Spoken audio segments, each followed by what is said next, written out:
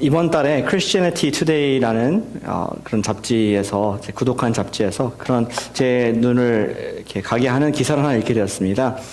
그것은 어떤 대학이, 중국에 있는 우리 대학에서 베이행 대학이라는 곳에서 그들이 그 소셜 미디어를 연구한 결과를 이렇게 발표를 했습니다. 우리 미국에는 트위터가 있다면은 거기서는 와이보라는 그런 소셜 미디어가 있다고 합니다. 맞습니까? 우리 계시는 분. 웨이보라는 그런 소셜 미디어가 트위터를, 사람들이 지금 어떠한 글들을 공유하는지, 어떤 생각이 있는지 파악할 수 있는 그런 소스가 되는데, 6개월 동안 올린 글들을 분석한 결과 감정들을 한번 정리를 해봤습니다. 이런 감정이 있었습니다. 분노의 감정, 잘 들으시기 바랍니다. 분노가 있었고, 어떠한 글들은 기쁨, 어떠한 것들은 슬픔, 또 어떠한 것들은 역겨움, 이렇게 네 가지가 있었는데 그 중에 한 가지가 유독 많이 이렇게 사람들에게 거론이 되고 또 표출이 되는 것을 결과를 발표를 했습니다. 네 가지 기억하십니까? 그 중에서 제가 하나, 둘, 셋 하면은 하나를 여러분 생각하는 이게 좀 많이 됐을 것이다. 한번 해보시면 좋겠습니다. 뭐냐면 다시 한번 기억해 보십시오. 분노가 있었고, 기쁨이 있었고, 슬픔, 그리고 역겨움, 이 네 가지인데 여러분 마음속에 한 가지 품으시고 제가 하나 둘 셋 하면은 같이 한번 이렇게 해보겠습니다. 하나 둘 셋. 잘 못 들으신 것 같습니다. 처음에 분노가 있었고 기쁨, 슬픔, 역겨움. 하나 둘 셋.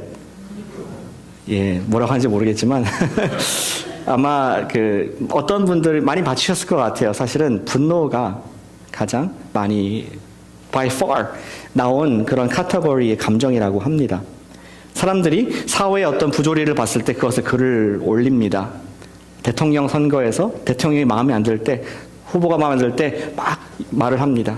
또 사회에서 어떤 부조리한 경찰이 사람을 보호해야 되는데 잘못된 사람을 죽였을 때 그것이 사람들의 분노를 일으키고 리액션을 일으키는 그러한 현상들을 봅니다. 그리고 사람들은 어떤 기쁨과 슬픔, 역겨움 이런 것도 공유하지만 분노는 가장 먼저 플래그에 올라가가지고 많이 쉐어가 되는, 공유가 되는 그런 현상들을 우리 잡지에서 연구한 결과를 발표한 것을 보게 되었습니다. 그래서 자극적인 그런 기사 제목들이 있죠. 영어로는 You only had one thing to do 하면서 궁금한데 뭘까? 뭔데 이게 실패했을까? 뭐를 우리로 짜증나게 할까? 그 눌러보기 만드는 기사 제목이 있습니다. 생각보다 심각하면은 뭔가가 심각한지 보고 싶은 마음이 있습니다. 근데 그렇게 자극적으로 쓰지 않으면은 사람들이 읽지 않고 동요가 되지 않는 그런 사람들의 미디어 컨섬션, 소비 경향을 알기 때문에 계속 어떤 우리의 감정을, 특별히 분노를 자극하는 그런 기사들이 미디어가 장악하고 있는 것을 보게 됩니다. 그런데 그냥 우연히 우리가 감정이 자극돼서 공유하는 그런 것일까요? 사회학자들은 얘기하기를 사람들은 이러한 분노에 많이 민감하게 대처를 하는데, 왜냐면은 사람들이 누구나 마음 가운데 오늘보다는 내일이 좀 더 나을 거라는 기대가 있습니다. 그리고 내일이 내일 모레보다도 내일 모레가 내일보다 훨씬 더 좀 좋아져야 되는 어드밴스먼트가 좀 발전이 있고 소망이 있기를 소원하는데, 사회가 거꾸로 가는 듯한 느낌 받을 때, 그것이 막히고 답답하고 좀 이게 소망이 없어 보일 때 사람들은 rage, 분노를 일으키고 그것을 프로테스트하고 또 많이 사람들의 생각을 전하는 모습을 보게 됩니다. 근데 사회를 생각하기 전에 우리 개인도 마찬가지입니다. 좀 더 승진이 돼야 되고 앞으로 좀 더 잘 나가야 되는데 항상 그 자리에 있고, 또 가정도 더 좋은 집에 이사가고 더 좋은 차로 또 이렇게 바꿔야 되는데 오히려 후퇴하는 듯한 느낌 받을 때 우리는 마음속에 불편함이 있고 또 스스로에 대해서 자존심이 상하고 분노가 일어나는 현상들을 우리는 발견을 하게 되는 것이죠. 우리 모두에는 그런 답답함이 있습니다. 어떤 불행하다는 생각을 하게 됩니다. 이 불행하게 된 생각의 근원이 무엇일까요? 그것이 오늘 말씀의 어떤 좀 도입의 주제라고 생각이 됩니다. 이러한 불행의 근원을 좀 우리가 찾아서 막을 수 있다면은, 그 소스를 우리가 찾아서 그것을 픽스할 수 있다면은 불행이 아닌 행복, 그리고 더 진보, 나아감을 경험할 수 있을 텐데 어떻게 하면 우리가 그것을 찾아낼 수 있을까? 우리는 창세기로 그런 의미에서 들어가길 원합니다. 인류 처음에 나타났던 불행이 어떻게 시작되었나? 그리고 그런 패턴이 혹시 나의 삶 가운데서 반복되고 있지 않나? 그것을 좀 우리가 아이덴티파이해서 그것을 막고 주님 앞에서 그것을 해결하는 그런 아침 되기를 소원합니다. 오늘 말씀 주제는 불행은 어디에서 나오는 것인가 하는 주제를 가지고 함께 나눠보기를 원합니다. 저 읽은 3장 7절 말씀은 지금 불행한 인류의 모습을 보여주고 있습니다. 그런데 지난 마지막 우리 창세기를 봤던 마지막 말씀의 끝에 보면은 불행으로 끝나지 않았었습니다. 기억하십니까? 하나님께서 창조를 하셨습니다. 모든 만물들 아름답게 선하게 만드시고 그리고 인간들에게 복을 주셨습니다. 어떻게 복 주셨습니까? 너희들이 창대하고 번성하고 땅을 정복하라. 그리고 이것들을 다스리라고 말씀하시면서 하나님께서 그들에게 복을 주셨습니다. 하나님께서는 그의 영적 DNA를 부어주셨습니다. 동물에게 없는 영을 주셔서 하나님과 대화하며 깊은 사랑의 그런 교제를 갖도록 축복하시고 그리고 특별히 아담과 하와는 VIP 대접을 했죠. 우리 에덴이라는 파라다이스의 동산에 그들을 두어서 그들이 그 모든 것을 왕처럼 소유하고 하나님을 맨날 만날 수 있는 그러한 특권을 경험을 하게 되었습니다. 그리고 마지막에는 아담과 하와를 남자와 여자를 연합시켜서 결혼이라는 그러한 너무나 아름답고 신비로운 경험을 할 수 있도록 허락을 했습니다. 그리고 그 모든 것의 최절정은 우리가 2장 25절, 3장 1절 바로 전에 있는 구절에서 하나님께서 말씀하시는 것 통해서 그 최절정을 볼 수 있는데 성경 있으신 분들은 2장 25절 말씀을 함께 보면 좋겠습니다. 모든 만물, picture perfect, 완벽한 지금 그림, 그러한 것의 절정이 어떠한 모습인가? 2장 25절 말씀입니다. 함께 읽겠습니다. 시작. 아담과 그의 아내 두 사람이 벌거벗었으나 부끄러워하지 아니하리라. 와우. 조금도 어떠한 두려움이나 부끄러움이 없는 완벽한, 티가 오기 없는 이러한 모습을 창조의 최절정에 있는 하나님과 사람들의 관계에서 볼 수가 있게 되는 것이죠. 하나님 아버지가 계시고 동물들이 다 우리 관리하는 것이기 때문에 사랑하는 배우자가 함께하는 가정을 이룬 이러한 더뭐 바랄 것이 없는 아름다운 모습, 파라다이스의 모습을 우리는 마지막으로 보게 되었습니다. 그런데 3장 7절에서 본 모습은 사뭇 다릅니다. 저희 읽은 구절은 이에 그들의 눈이 밝아져서 자기들이 벗은 줄을 알고 치마를 엮고 스스로를 감추는 이러한 다른 분위기의 모습을 보게 되는 것이죠. 불행이 시작됐습니다. 그리고 성경 구체적으로 그 불행이 어떠한 모습인가, 어떠한 그 마음의 어려움이 있었는지 설명해 주고 있는데 그 다음 절 8절에 보시니까 내가 끝에 구절을 말씀의 끝에 보니까 그의 아내가 하나님 여호와의 낯을 아담과 그의 아내가 하나님 여호와 낯을 피하여 동산 사이에 숨은지라. 예전에는 하나님이 가깝게 손잡기도 하고 말씀도 나누고 사랑하는 아버지 같은 분이었는데 아니 처음으로 하나님을 피하게 됐습니다. 하나님이 인기척이 나니까 그들은 하나님이 무서웠습니다. 그리고 하나님이 드디어 말씀하십니다. 아담아 네가 어디 있느냐. 그러니까 그 다음 구절에 말하기를 내가 동산에서 하나님의 소리를 듣고 내가 벗었으므로 두려워하여 숨었나이다. 아담은 그가 두려워하여서 숨었다. 처음엔 자기 자신을 잎으로 부끄러움을 가린 뒤에 그가 숨고 하나님을 무서워하는 그러한 상황으로 완전히 급변하게 됩니다. 마치 지금 상황 바뀐 게 없습니다. 동부에 허리케인 매튜가 와가지고 지난주만 해도 거기에 휴양하는 사람도 있었고 좋은 집들이 있고 또 아름다운 음악이 있었는데 갑자기 한순간에 허리케인이 와가지고 그것을 다 비로 물로 그리고 망가뜨리는 그런 키우고 하는 흔적 보면서 많은 낙심이 있고 슬픔이 있고 헤이티에도 우리가 또 지원하기 원하는 것처럼 어쩌면은 지금 파라다이스에 완벽했던 모든 것이 picture perfect 했던 그런 상황에 하루 한순간 똑같은 상황인데 전혀 다른 낮이 밤으로 바뀌어버린 듯한 두려움과 또 숨는 그런 아담과 하와의 모습을 보게 됩니다. 그들에게 상황이 변하는 것은 없었습니다. 하나님이 저 멀리 가신 것이 아니었습니다. 하나님이 진노하신 것도 아니었습니다. 동물들과 식물들이 계절이 바뀌어서 또 생태가 바뀌어서 기후가 변한 것도 아니었습니다. 하지만 something happened. 무엇인가가 중요한 일이 일어나서 그들은 행복에서 갑자기 두려움으로 그리고 불행으로 천국이 지옥으로 바뀐 듯한 경험을 우리 조상들이 했다는 것이죠. 예전에 제가 저희 부모님께서 아버님께서 유학을 하실 때 가끔씩 어린 저희를 두고 이제 초등학생 이제 저학년 때 신방을 가시거나 또 성역 공부를 가르치러 가셨었습니다. 그때 리거랬는지 모르겠지만 두고 가셨어요. 가시고 한 30분 지나고 나면은 갑자기 소리가 납니다. 그러니까 제 여동생이 우는 겁니다. 그래서 왜 울어? 오빠가 동생의 마음을 모르는 거죠. 왜 우는지. 근데 그 패턴이 계속 반복됐습니다. 어디 가실 때마다 한 밤에 30분 정도 지나면은 동생이 울고 좀 매정하게 동생의 마음 몰라준 오빠의 모습을 회개를 합니다. 근데 알고 보니까 이 동생이 홈식한 겁니다. 엄마 아빠가 보고 싶은 것이죠. 그래서 나중에는 부모님이 갈 때 이제 그 당시에는 인터넷이나 뭐 그런 게 없었으니까 라디오를 틀고 계속 백그라운드 노이즈를 만들고 좀 위로를 하고자 했습니다. 근데 아이러닉한 것은 뭔지 아십니까? 집에 있습니다. 지금 집에 있는데 홈식하다는 것입니다. 집에 있는데 향수병이 걸린 겁니다. 사실은 홈식이 아니라 마음식이겠죠. 우리 father식이겠죠. 마찬가지로 여기 아담과 하와는 그들은 에덴이라는 여전히 좋은 아름다운 환경에 있었습니다. 그런데 something changed. 뭔가가 지금 바뀌어서 갑자기 got sick.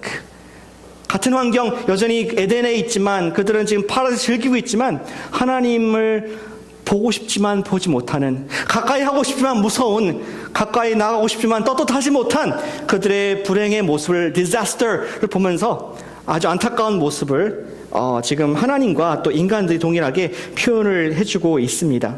그렇다면은 이러한 불행이 어디에서 소스가 왔을까? 하나님께서는 그것을 investigate, 수사하기 시작하십니다. 그것이 바로 11절의 말씀입니다. 하나님께서 직접 아담에게 질문을 하십니다. 누가 너의 벗음을 네게 알렸느냐? 내가 네게 먹지 말라 명한 그 나무 열매를 내가 먹었느냐? 하나님께서는 바로 하셨습니다. 지금 그들이 뭔가 바뀐 것은 하나님의 말씀에 불순종했기 때문에, 하나님께서 먹지 말라고 한 것을 먹었기 때문에 immediate change가 있었던 것을 감지하고 그것을 아담에게 물으셨던 것을 보게 됩니다. 우리 첫 번째, 우리 불행의 시작을 볼 수 있는데, 불행의 근원은 무엇이냐? 하나님의 말씀의 불순종입니다. 같이 해보실까요? 불행은 하나님의 말씀에 대한 불순종이다. 그분의 뜻, 그분의 계획, 그분이 만드신 그러한 섭리 가운데 불순종했을 때, 따르지 않았을 때 불행은 자연스럽게 찾아오는 것을 하나님께서 아시고 아담에게 묻고 있습니다. 아담은 이에 대해서 인정합니다. 시인합니다. 그 다음 구절에 보시니까 우리 12절 끝에 보니까 내가 먹었나이다. 근데 앞에 수식이 좀 있습니다. 하나님이 주셔서 나와 함께 해주신 여자, 그가 그 나무 열매를 내게 주므로 내가 먹었나이다. 아담은 I confess, 내가 잘못했습니다. 불순종했습니다. 먹었습니다. 그런데 내가 먹을 수밖에 없는 근거는, 이유는, 소스는 저 여자 때문에 먹었습니다. 여자 뒤에 딱 숨어가지고 이 사람 때문에 내가 먹었습니다 하는 비열한 아담의 모습을, 우리 인류 조상의 모습을 보게 된다는 것이죠. 하나님께서는 이 여자에게 또 한 단계 나아가서 과연 정말 어떻게 불순종인지 보길 원했습니다. 하나님께서 또 여자에게 물으시죠. 내가 왜 이렇게 했느냐? 그러니까 여자가 또 뭐라고 얘기를 합니다. 불순종, 우리 불행의 시작은 불순종인 것을 알고 있습니다. 하나님께서 어떤 명령을 주셨습니까? 잘 아시다시피 2장 17절에 보시면은 하나님께서 아담과 하와에게 어떤 분명한 룰과 지켜야 될 선을 보여주셨습니다. 2장 17절 말씀에 선악을 알게 하는 나무 열매는 먹지 말라. 네가 먹는 날에는 반드시 죽으리라 하시니라. 어떤 분들은 하나님께서 왜 동산에 선악과를 두셨는가? 왜 집에 칼과 불을 둬서 애들이 다치겠느냐? 뭐 이렇게 질문하는 분도 있습니다. 그런데 선악과는 사랑의 표현이었습니다. 하나님께서는 그들에게 불순종할 수 있는 그러한 가능성을 열어두셨던 것이죠. 우리 정부에서도 어떠한 특정 기업이 monopoly, 독점을 하는 것을 가장 좀 싫어하고 어떻게든 다른 경쟁을 시키려고 노력하는 모습 보게 됩니다. 왜냐하면은 어떤 회사가 독점을 하면은 마켓 프라이스를 조정하고 사람들의 이익보다는 그 회사의 이익만 추구하는 그러한 현상이 일어나기 때문에 이 독점을 방지하고자 합니다. 하나님께서도 같은 마음으로 하나님을 무조건 맹종하고 무조건 초이스가 없어서 사랑하고 따라가는 것이 아니라 불순종할 수 있는 길도 열어주셔서 by choice, 그들이 기쁨으로, 그들이 순종함으로 하나님 따라오기를, 진정으로 사랑하는 부모와 자녀의 관계가 되길 원하는 하나님의 마음의 표현으로 완벽한 동산에 완벽한 선악과까지 주신 모습을 우리가 보게 되는 것이죠.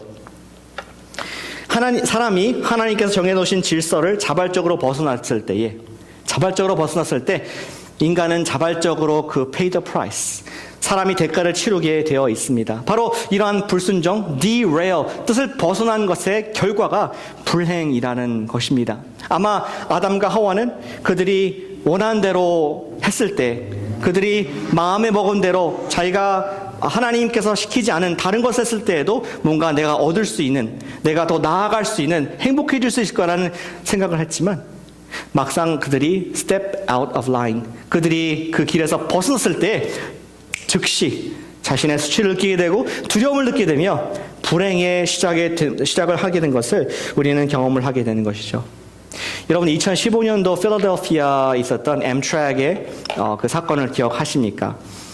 아마 DC에서 뉴욕 가는 그 기차로 기억하는데 기관사가 열심히 기차를 운행을 하는데 derail, 탈선이 됐습니다. 50마일로 커브를 돌아야 되는 구간에서 100마일로 가니까 기차가 견디지 못하고 탈선을 해서 기관차가 먼저 탈선하는, 그리고 결과 8명의 사람이 죽고 200명이 되는 많은 인명피해를 낸 사건을 우리는 기억을 할 수가 있습니다. 기관사가 정해진 규칙이 아니라 자기가 원하는 속도, 내가 원하는 방법으로 갔을 때 더 빨리 갈 것 같고 내가 더 잘할 것 같지만 결국에는 자신과 많은 사람들의 disaster, 이러한 불행을 가져다주는 일을 보게 되는 것이죠. 처음에는 자기가 원하는 방향으로 원하는 속도로 가는 것 같지만 결국에는 조금도 움직이지 못하는, 탈선한 기차는 조금도 갈 수 없는 그런 불행에 빠지게 됩니다. 일과 하나님 말씀에 불순종했을 때도 마찬가지였습니다. 하나님 말씀이라는 선로를 벗어나서 마음대로 행동하면 하나님께서 정해주신 삶보다 더 멋지고 더 크게 살 것 같지만 결국 돌아온 것은 온 인류의 부끄러움과 두려움뿐이었다는 것을 성경은 기록해 주고 있죠. 마치 그 기관사가 자기만 탈선할 뿐만 아니라 자기 뒤에 있던 수많은 객차들도 함께 탈선해서 200명의 피해자를 낸 것처럼 아담이 그가 혼자 탈선한 것이 아니라 그 뒤에 줄줄이 따라오는 온 인류가 하나님의 뜻에서 벗어나서 더 잘된 것이 아니라 계속 불행으로 전쟁과 기근과 서로 어려움으로 빠지는 그런 인류 역사는 in history, 역사가 증명해주고 있습니다. 하나님께서는 한 단계 더 나아갑니다. 정말 우리 불행의 시작이, 불행의 출처가 하나님 말씀에 대한 불순종인데, 그렇다면 우리 속에 드는 궁금함이 어찌하여 아담과 하와가 불순종했을까? 뭐가 부족해서 불순종했을까? 그렇게 아름다운 파라다이스, 하나님께 사랑받고 둘이 너무나 사랑하고 온 만물을 지배할 수 있는 그런 통치자의 입장에서 무엇이 부족해서 하나님 말씀에 불순종할 수 있었을까요? 하나님께서는 한 번 더 인베스티게이션을, 한 번 더 수사를 하시면서 우리에게 주시는 메시지가 있습니다. 하나님께서 여자에게 한 번 더 묻습니다. 14절에 여호와 하나님이 여자에게 이르시되 네가 어찌하여 이렇게 불순종하였느냐? 여자가 이르되 뱀이 나를 꿰므로 내가 먹었나이다. 여자는 이제 분명히 알게 되었습니다. 자기가 속은 거라고. 지금 내가 유혹을 받았는데 그것은 잘못된 유혹이었고 그 결과 불행하게 된 것을 보면서 그 뱀이 나를 유혹했는데 그 유혹은 나를 꿰는 것, 영어로 보니까 deceive 한 것이라고 그렇게 얘기를 합니다. The serpent deceived me and I ate. 불순종은 어디서 왔습니까? 불순종은 한마디로 해서 하나님의 선하심에 대한 의심에서 왔음을 성경은 말씀해주고 있습니다. 뱀은, 사탄은 하나님의 말씀에 의심을 하와에게, 여자에게 불어넣어 주었습니다. 3장 1절을 보시겠습니다. 성경 있으신 분들은 파워포인트 없습니다. 3장 1절에 보니까 지금 뱀에 대해서 이렇게 묘사를 하고 있습니다.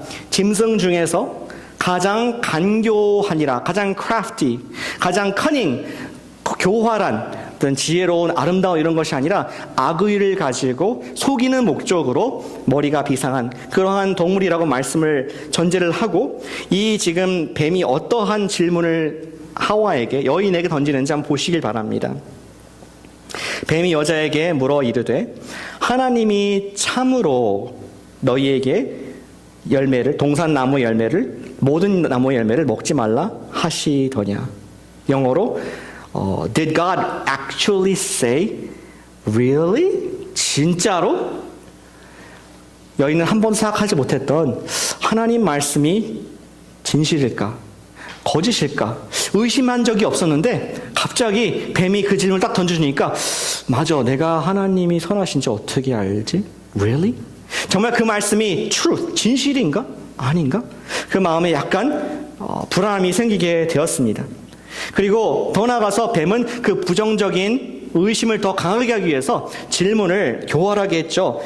너희에게 동산 모든 나무의 열매를 먹지 말라 하시더냐. 하나님께서 이렇게 말씀하신 적이 없습니다. 참고로 2장 16절에 보니까 여호와 하나님이 그 사람에게 명하여 이르되 동산 각종 나무의 열매는 내가 임의로 먹되, 다시 한번 영어를 보면은 You may surely eat of every tree of the garden. 모든 가든의 나무들은 surely eat every tree. 모든 나무는 먹을 수 있대. 하나, 마이너스 1.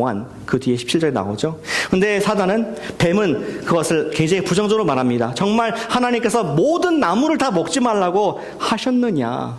진짜? 하면서 하나님의 말씀의 진실성, 하나님의 의도의 선하심을 막 의심하도록 질문을 통해서 유도하는 모습을, 그리고 순진했던 여인은 그것을 그대로 받는 그런 흔적을 볼 수 있습니다. 어떻게 받은 것을 알 수 있습니까? 3절에 여자의 반응을 통해서 우리가 알 수가 있습니다. 그가 어떻게 반응합니까? 동산 중앙에 있는 나무 열매는 하나님 말씀에 너희는 먹지도 말고 만지지도 말라. 하나님이 언제 그랬습니까? 하나님께서 먹지 말라고 말씀하셨지만 만지지도 말라 말씀 안 했습니다. 지금 여인의 마음속에 이미 약간 불만이 있는 겁니다. 맞아, 왜 하나님께서 먹지 말라 그랬지? 뭔가 좀 이상해. something is fishy. 옳지 않아. 하면서 먹지도 말고 만지지도 말라고 했어.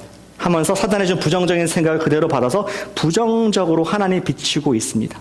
그리고 하나님께 절대적으로 말씀하신 먹는 날에는 정령 죽으리라. Surely you will surely die. 2장 17절에서 말씀한 구절을 가지고 3장 우리 3절에서는 만지지도 말라 너희가 죽을까 하느라.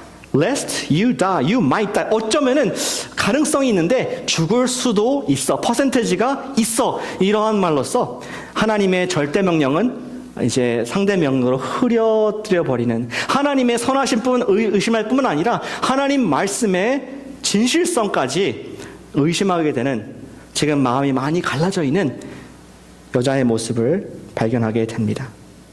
이것에서 바로 하와는 그 다음 단계 나가기가 너무 쉬웠습니다. 그 6절에 보니까 여자가 나무를 본즉 먹음직도 보암직도 하고 지혜롭게 할 만큼 탐스럽지도 한 나무인지라. 여자가 따먹고 함께하는 남편에게도 주매 그도 먹은지라. 보고 좋아서 먹고 남도 주고. 그 다음에는 순식간에 불순종으로 마음이 한번 의심이 드니까 불순종은 너무나 정말 번갯불과 같이 쉽게 불순종까지 일어나는, 하나님의 말씀을 정반대로 반역을 할 수 있는 그런 자리에 나아가는 그 결과 열매는 불행의 씨앗으로, 불행의 열매로 나타나는 것을 우리 역사가 보여주고 있습니다. 불순종의 결과 불행이 찾아온 것을 보았을 때 그때야 비로소 여자는 뱀이 나를 속였구나. The deceiver has deceived me. 속이는 자가 거짓말을 했구나. 이것을 알게 되었고 하나님 앞에서 지금 직고를 하는 것입니다. 하나님, 제가 이렇게 불순종한 것은 하나님을 의심케 한 이 뱀이 나를 꼬여서 진실한 것을 말한 것이 아니라 거짓을 말해서 내가 이렇게 부끄러움과 두려움 속에 당신을 대할 수 없게 되었습니다. 불행에 빠졌습니다. 사람의 현실을 직면을 하고 있는 것이죠. 하나님께서는 온 천지 만물을 사람을 위해서 만드시고 그들을 존귀한 위치에 두셨습니다. 그분의 입김으로써 다스림의 권세를 주셨습니다. 가정도 주셨고 파라다이스 동산을 주셨습니다. 그런데 사탄의 역할은 예나 지금이나 같습니다. 어떻게 했었는지 하나님의 백성들이 정말 오랫동안 얼마나 우리 신앙생활 했던 관계없이 우리가 아직 이 땅에 살고 있는 한 공중 권세 잡은 자는 어떻게 쓰든지 우리와 하나님을 이간질하기 위해서 하나님 말씀의 선하심과 그의 진실하심을 의심토록 계속 우리 마음 가운데 공을 던지고 있다는 것을 우리가 직시하기를 원합니다. 성경에서도 이러한 마음에 의심을 품는 사람들이 참 많이 있었던 것을 보게 됩니다. 그 중에 가장 의외의 인물이 하나 있습니다. 가장 하나님을 가까이 알고 또 하나님의 일을 했던 사람들 중에서 우리가 정말 놀랄 사람이 한 명 있는데 그 사람 바로 침례 요한입니다. 침례 요한은 그가 세례 요한이라고도 적혀 있죠. 침례 요한, 세례 요한 같은 건데 그는 예수님을 가장 처음 알아본 사람이었습니다. 성령께서 예수님의 머리 위에 내리시는 걸 보면서 이것이 세상 죄를 지고 가는 하나님의 어린애이구나, 메시아구나 그렇게 확인하고 예수님을 침례를 주었습니다. 그리고 예수님의 앞길을 예비하는 엘리야 역할을 하면서 회개하라 천국에 가까웠노라 하면서 예수님을 사역을 준비하는 역할을 잘 감당했습니다. 예수님께서 심지어 이 요한을 가르쳐서 말하기를 여자가 낳은 자손 중에서 사람 중에서 가장 위대하다, 이보다 더 높은 자가 없다 할 만큼 요한에 대한 칭찬을 입이 마르도록 하신 것을 보게 됩니다. 그리고 심지어 요한은 복음을 전하다가 천국을 전하다가 헤롯의 감옥의 깊은 던전 속에 빠진 데까지 거하게 되었습니다. 근데 그때 마음속에 심한 의심이 생겼던 것 같아요. 과연 그 사람이, 내가 지금까지 믿었던 그 사람이 하나님의 아들이 맞는가? 자기는 몰래 자기 제자들을 두 사람을 파견을 합니다. 예수님께 보냅니다. 당신이 그 메시아가 맞습니까? 확인해 주십시오. 아니면 다른 사람을 내가 좀 기다려야겠습니까? 지금 죽을 날 앞둔 요한이 인생의 뒤를 돌아보면서 자기의 인생의 회의를 느끼는, 그리고 정말 하나님께 대한 의심을 갖는 그런 모습을 보게 됩니다. 너무 놀랍지 않습니까? 여러분들은 예수님 위해서 감옥 간 적이 있습니까? 여러분들께서는 정말 예수님을 얼굴과 얼굴 본 적이 있습니까? 우리 그렇게 하지 못하는데도 요한은 그렇게 다 했음에도 불구하고 의심이 든다면 얼마나 우리도 연약한 존재인지, 흙으로 되어서 언제든지 의심을 할 수 있는 존재인지 인정을 할 수 있게 됩니다. 예수님께서는 그러한 요한에 대해서 어떻게 얘기했습니까? 가서 전하라. 눈 먼 자가 눈을 뜨고 귀머가 귀를 듣고 못 걷는 자가 걷게 되며 죄 있는 사람들이 풀려서 노임받는 복음을 전파하는 것을 전파하라. 그렇게 말하면서 마태복음 11장 6절에서 이렇게 결론을 내리고 있습니다. 누구든지 나 인자로 말미암아 실족하지 아니한 자는 복이 있도다. 의심할 수 있지만 예수님을 바라볼 때 의심이 거치게 된다.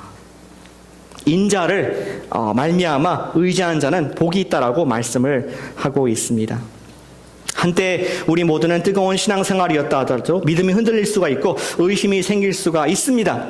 그것이 진흙된 우리의 본성인 것을 인정합니다. 그러나 이러한 연약한 아담과 하와 그리고 연약한 우리를 보시면서 하나님께서는 마지막 한 번 더 이 인베스티게이션의 끝에 처방 하나 내려주시죠. 그것은 바로 3장 15절의 말씀입니다. 어떤 말씀을 주십니까? 우리 한 목소리로 함께 읽어보겠습니다. 아까 읽었지만 3장 15절 말씀, 시작. 내가 너로 여자와 원수가 되게 하고 후손도 여자의 후손과 원수가 되게 하리니 여자의 후손은 내 머리를 상하게 할 것이요 너는 그의 발꿈치를 상하게 할 것이니라 하시고, 하나님께서는 정확하게 지금 인류의 불행의 시작이 그분에 대한 의심을 일으켰던 사탄 마귀인 것을 아시고 지금 정확하게 진단과 처방하셨는데 무엇이냐? 지금 이 뱀이 문제인데 의심케 하는 자, 거짓말한 자가 인류를 계속 넘어지게 할 것인데 someday 이 뱀의 머리를 부수고 밟아서 승리할 여자의 후손을 내가 보내주겠다. 하는 소망의 빛을 처음으로 원시복음이라 하는 말씀을 3장 15절에서 말씀을 해주셨습니다. 그리고 그 사람은 나중에 그 뱀에 의해서 발꿈치가 물리는 그런 상함과 고통을 당할 것이다. 근데 역사를 보시면은 그것이 예수님을 통해서 이루어졌음을 우리가 보게 됩니다. 예수님께서는 십자가의 고통을 당하시고 죽음도 경험하시고 부활하신 이후에 그가 하나님의 아들로 선포되신 것은 우리의 죄를 위해서 돌아가신 것을 만천하에 선포하셨고, 누군지 예수를 바라보는 자는, 누군지 예수를 믿는 자는 영생을 얻게 되는, 하나님의 자녀로서의 회복이 되는, 불행이 아니라 행복, 그리고 지옥이 아니라 파라다이스를 살 수 있는 그런 특권을 주신 것을 복음이 선포를 하고 있습니다. 과연 예수님께서는 인자, Son of Man, 여자의 후손으로 오셔서 사탄을 이기시고 우리 인류 가운데 있는 저와 여러분 가운데 있는 의심의 구름들을 싹 거치게 하는 그런 분으로 우리에게 역사적인 증거를 주신 줄로 믿습니다. 2000년 전에 역사적으로 우리 감정과 어떤 느낌이 아니라 뭐 죽으셨을 것 같아, 용서했을 것 같아, 좋은 분이니까, 그거 아니라 역사적으로 십자가에서 우리를 위해서 죽으시고 또 성경에서 수많은 선지자가 예언하는 것처럼 부활을 하셔서 그가 하나님의 아들이자 메시아임을 역사적으로 증명하신 줄로 믿습니다. 우리는 그 역사적인 사실, 성경의 예언이 이루어진 사실로 말미암아 그를 믿는 자마다 멸망치 않고 영생을 얻게 된다는 것을 확실히 믿을 수 있다는 것이죠. 우리 예수님께서 십자가에서 죽고 부활하셨다는 것을 기억할 때, 그것을 정말 우리의 삶에 실제로 인정할 때 우리는 하나님의 선하심, 그분의 말씀에 대한 의심을 확신으로 바꿀 수가 있습니다. 여러분들 뭐 학교 많이 다니시고 연구도 하시는데 좋은 논문, 좋은 thesis, 좋은 article는 어떠한 것이 좋아야 좋은 논문이 됩니까? You can say whatever you want. 많은 theory, 많은 이론들을 다 가설로 가정할 수 있겠지만 facts, 좋은 데이터가 그것을 뒷받침해주지 않으면 좋은 글이 될 수가 없습니다. 그러나 모든 팩트들을 다양한 각도에서 그것을 서포팅하는 것들을 보여줄 때 그것은 가설이 아니라 어떤 이론과 또 진리로 받아들이게 되는 것이죠. 우리가 예수님 믿는다는 것은, 우리가 하나님을 의심하지 않을 수 있는 것은 어떤 감정, 나에게 잘해주셨고 뭐 나에게 좋은 것을 물질을 주시고 비를 주시는 하나님이기 때문에 내가 그분 선한 것 같다, 그것만이 아니라 사실은 우리 삶 가운데 faith, facts, 어떤 나에게 주셨던 일들, 구체적인 사건들을 통해서 그것이 stepping stone, 징검돌이 하나하나 되어서 우리가 어려울 때, 의심 갈 때 또 일어설 수 있는 힘이 된 줄로 믿으시길 바랍니다. 그 첫 번째로 아담과 하와에게 하나님의 여인의 후손을 약속하시면서 그가 이길 것이다, 그러한 소망의 파운데이션을, 그러한 중요한 돌을 두신 것을 보게 됩니다. 사랑하는 여러분, keep your eyes on the sun. 여자의 후손에게 우리 눈을 고정하기를 축복합니다. Every day. 그것이 전체적인 적용인데 구체적으로 본다면은 어떤 분들은 주일 예배에 참석하시면서 주일날에는 하나님이 계신 것 같은데 월요일날부터 토요일까지는 잘 모르겠다, 그냥 사는 게 사는 거고 힘들다, 바쁘다, 이렇게 한 분이 있을지 모르겠습니다. 그러나 한 스텝 더 팩트에 근거한 신앙 갖기 위해서 하나 더 스텝업 계단 올라가시기를 권면합니다. 목장에 참석해 보시길 바랍니다. 그곳에서 나눠지는 대화를 통해서 하나님께서 어떻게 일하시나, 하나님께서 정말 살아계신가, 그리고 우리 기도 응답하시는가 들고 팩트를 가지고 믿으시길 바랍니다. 또한 우리가 성역 공부, 우리 목장에 참여한다면은 성역 공부, 내가 한 단계 더 나아가서 하나님 말씀을 내가 매일 묵상하고 사는 삶을 좀 살아보겠다 하는 믿음의 팩트, 성역 공부라는 단단한 기초를 쌓을 때 우린 역시 예수님을 바라볼 수가 있습니다. 주중 예배, 또 아까 우리 진우 경제님께서 2007년도에 우리 갇혔죠. 예, 그거는 팩트죠. 뭐 제가 헛개 부른 건 아니죠. 2007년도에 갔다 오셨는데 또 증인들도 있으시고, 이분들은 그때 경험했던 하나님이 있습니다. 하나님께서 나를 통해서 이분에게 복음을 전하게 하셨었어. 나를 통해서 이분의 머리를 깎았는데 이분이 정말 우울했는데 기쁨으로 바뀌는 것을 내가 보게 됐어. 정말 어린아이들이 맨발로서 노는 그런 곳이었는데 우리가 작은 신발, 작은 옷을 갖다 줘서 그들이 하나님 말씀을 들을 수 있는 기회가 되었어. 하나님이 역사하셨어. 그러한 팩트가 그분들의 삶에 또 스태핑 스톤 되어서 지금도 봉사하신 줄로 믿습니다. 여러분들 선교의 자리에 초대합니다. 정말 내가 바빠서 한 번도 생각 못했다면은 내가 다음 단계로 하나님을 내가 한 번 더 2016년도 12월에 경험해 보겠다. 하나님이 정말 살아 역사하신 것을 내가 보고 언젠가 내가 2년 3년 뒤에 들어봤을 때 마저 부인할 수 없는 하나님의 역사가 있었어. 예수님을 바라볼 수 있는 증거들이 될 줄로 믿습니다. 한 가지 더 적용만 하고 마치겠습니다. 저는 믿음에 우리 예수님 믿으신 분들께서 다음 단계 첫 번째 순종으로 침례를 받으실 것을 권유해 드리길 원합니다. 예수님께서 그분을 영접하는 자, 믿는 자들에게는 하나님의 자녀가 되는 권세가 주셨다 말씀했는데, 그러면서 너희는 모든 족속으로 제자를 삼아 침례를 베풀 것을 명령을 하셨습니다. 침례는 어떤 것입니까? 나도 이래봐도 이렇게 연약하고 넘어지는 사람이지만 여러분들과 같이 예수님을 믿는 사람이 됐습니다. 내 죄를 용서해 주셨고 예수님께서 나의 이제 주인이십니다. 내가 그분 앞에 매일 엎드리는 삶을 살게 됐습니다. 그러한 간증과 고백, 그것이 침례식입니다. 또 부끄러운 또 약간 창피한 그런 것이 아니라 언젠가 내 인생을 돌아보면서 맞아, 내가 그때 하나님 앞에서 고백했었지, 잊혀지지 아니하는 나의 증거물이 되어서 또 한 번 예수님을 바라볼 수 있는 그런 팩트가 된다는 것을 우리 기억하기를 원합니다. 저도 항상 제가 어릴 때 받았던 침례탕, 그 기억이 지금 생생합니다. 맞아, 그때 하나님께서 내 기도를 들어주셨지, 나의 고백을 받아주셨지 하면서 지금까지 제가 그런 기초들을 위해 하나님의 사람으로서 여전히 은혜로 살 수 있는 것을 고백을 드립니다. 사랑하는 여러분, 우리의 불행의 끝은 예수님 만날 때 끝난 줄로 믿으시길 바랍니다.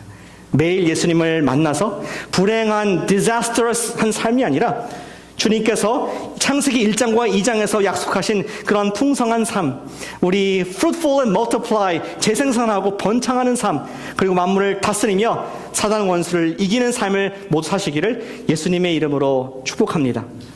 기도하겠습니다.